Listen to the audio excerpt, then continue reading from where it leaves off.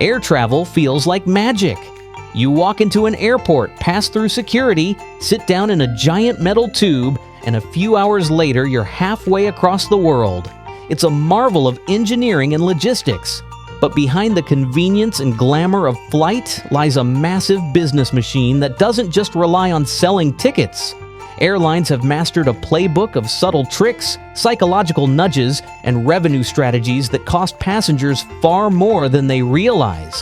What seems like a great deal at first glance often turns into hundreds of dollars lost by the time you land. Today, we're pulling back the curtain on the hidden tactics airlines don't want you to know, exposing how they squeeze extra money out of nearly every step of your journey.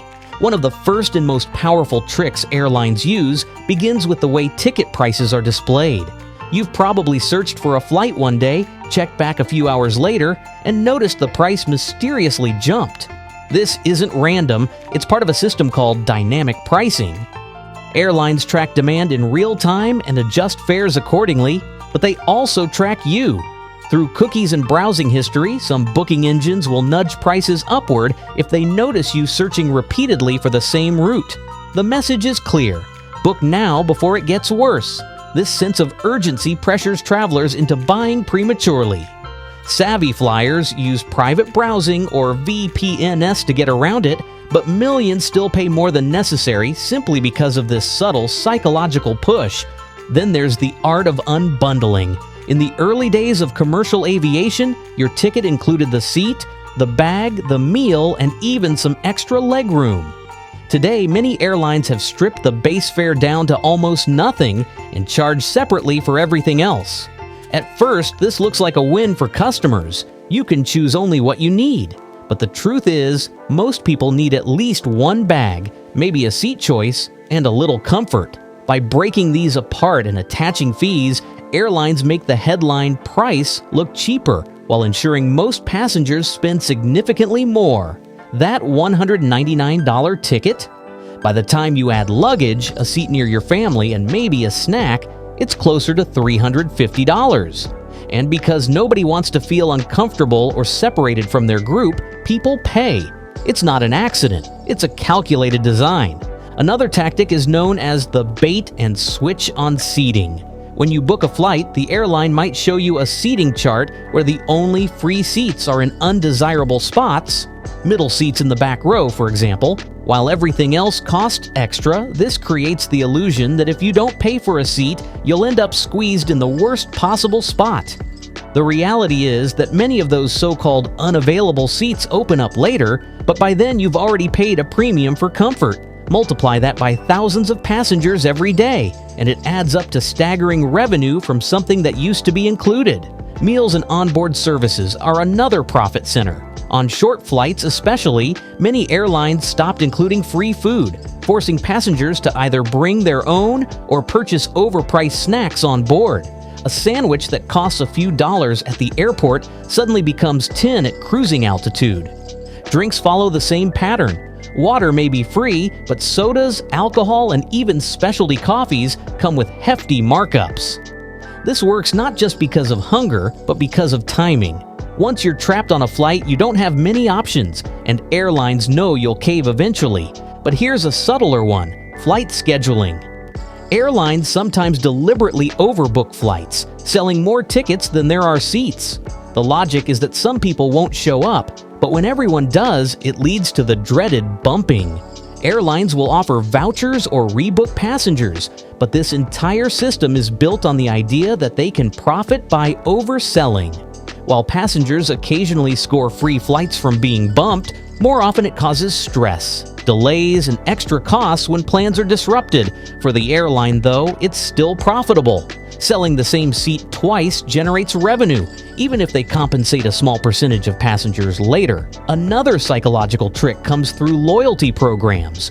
Frequent flyer miles feel like free rewards, but the system is stacked heavily in the airline's favor. Miles often expire, blackout dates limit when you can use them, and airlines frequently devalue their points, meaning the same trip requires more miles over time. Customers get locked into flying with one airline just to maintain status. Even when cheaper or more convenient options exist, What feels like a reward system is actually a golden handcuff.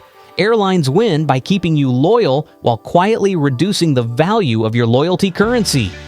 Ever noticed how difficult it is to compare flights across multiple airlines? That's intentional too. Airlines restrict how their fares are displayed on third-party booking sites, sometimes withholding the lowest prices unless you search directly on their website. This forces customers to shop in multiple places and increases the chance of making a rushed decision instead of truly finding the best deal. In some cases, airlines even strike deals with travel agencies to prioritize their flights, burying competitors' cheaper fares deep in the results. The goal is confusion. The harder it is for you to compare, the easier it is for them to charge more. There's also the infamous drip pricing. You think you're paying one amount, but as you move through the booking process, small charges keep appearing. Taxes, service fees, airport charges, fuel surcharges. Individually, they look minor, just a few dollars here and there. Collectively, they transform a budget ticket into a major expense. Because the fees are revealed gradually, passengers often don't notice the total creeping higher until they've already invested time and effort into booking. Psychologically, once you're that far in, you're less likely to abandon the process, so you end up paying anyway. Airlines also use time pressure as a powerful lever. You'll often see warnings like, "Only 2 seats left at this price," or "Offer expires in 20 minutes." Sometimes these are real, but just as often they're automated nudges designed to make you panic. Urgency removes rational thought from the process and replaces it with fear of missing out.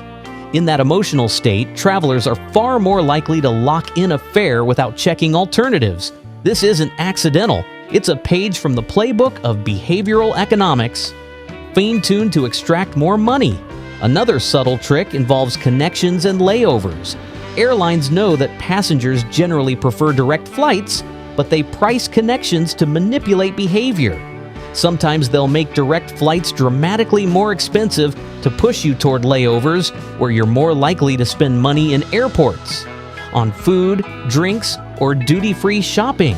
In other cases, they'll route flights through their hub cities to maximize passenger volume, even if it means higher costs or longer trips for you. Either way, the system is designed around what benefits the airline, not the traveler. Finally, let's talk about luggage. Beyond the obvious checked bag fees, airlines increasingly use weight restrictions and size rules to generate extra revenue. A bag that's 1 pound over suddenly costs $50 more. A carry-on that fits under the seat but not in the overhead bin might be flagged at the gate, forcing you to pay. These rules are enforced inconsistently, which adds to the sense of risk. Many passengers end up paying for bags in advance just to avoid the hassle, feeding more money into the system. When you combine all these tactics, dynamic pricing, unbundling, seat manipulation, overpriced food, overbooking, loyalty traps, fare confusion, drip fees, urgency tricks, routing games, and baggage policies, you begin to see the full picture. Airlines aren't just selling you transportation from point A to point B. They're running a carefully engineered psychological and financial operation designed to maximize revenue at every turn. For passengers, the cost isn't just measured in dollars, but also in stress, confusion, and the feeling of being nickel and dimed throughout the journey. But here's the key insight. Knowledge is power. Once you understand these tricks, you can start to avoid them. Use private browsing when searching for flights. Compare fares across multiple platforms, including directly with the airline. Calculate the true cost of a ticket, including bags and seats, before booking. Bring your own snacks and water bottle to avoid overpriced meals. Travel light to dodge baggage fees. And be mindful of loyalty programs. Use them strategically, but don't let them blind you to better deals elsewhere. The more aware you are, the less power these tactics have over you. Air travel isn't going away, and neither are the airline strategies. But by staying informed, you can take back some control and ensure that your money stays in your pocket, not theirs. Next time you fly, remember, the real journey isn't just through the skies, it's through the maze of tricks designed to make you spend more. Walk into it with open eyes and you'll come out ahead. Another trick that rarely gets attention but quietly costs travelers millions is the way airlines structure their refund and cancellation policies. On paper, many fares are advertised as flexible or changeable, but when you read the fine print, the reality is far less forgiving. You might be allowed to cancel, but instead of getting your money back, you're handed a credit that comes with restrictions and expiration dates. This ensures that if you don't use it within a specific time frame, or if the new ticket is more expensive, you still end up paying more. Airlines essentially get to keep your money while limiting your options, which makes the so-called flexibility much less valuable than it appears. Closely tied to this is the trick of basic economy fares. These ultra-cheap tickets look tempting, but they come with a host of restrictions. No seat selection, no upgrades, sometimes not even a carry-on.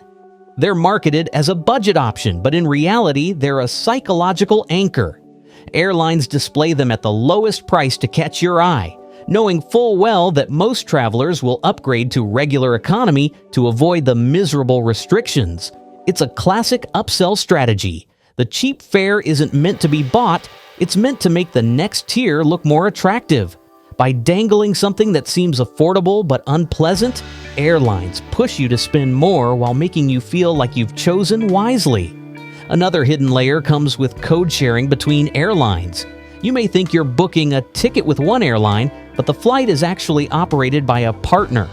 This can lead to all kinds of complications, different baggage rules, fewer frequent flyer benefits, and even weaker customer service when things go wrong. Passengers assume the brand they booked with will take care of them, but in practice, they can end up caught between two companies, neither of which wants to take responsibility. The result is frustration and often more out-of-pocket expenses when unexpected issues arise. For airlines, however, code sharing expands their network without additional costs, so they push it aggressively despite the passenger headaches. There's also the upsell game at the airport itself. Once you've checked in, airlines know they have one more chance to extract money before you board. That's when you'll see offers for last-minute seat upgrades, lounge passes, priority boarding, and even fast-track security. By this point, travelers are already in the mindset of spending, and the stress of travel makes convenience extremely appealing. Even if you resist it online, you might give in at the counter. These last-minute purchases often come at inflated rates, but they work because airlines understand the psychology of urgency and fatigue. People in transit are more willing to spend just to make the experience smoother. And let's not forget travel insurance, another revenue booster. Airlines often prompt you to add insurance during booking, framing it as protection in case of cancellations or delays. What they don't emphasize is that these policies are often limited, filled with exclusions, and sometimes underwritten by third-party companies with difficult claims processes. Many passengers assume they're fully covered, only to discover later that their particular issue isn't included. And if you found this breakdown eye-opening, don't keep it to yourself. Share it with friends and family so they don't fall into the same traps.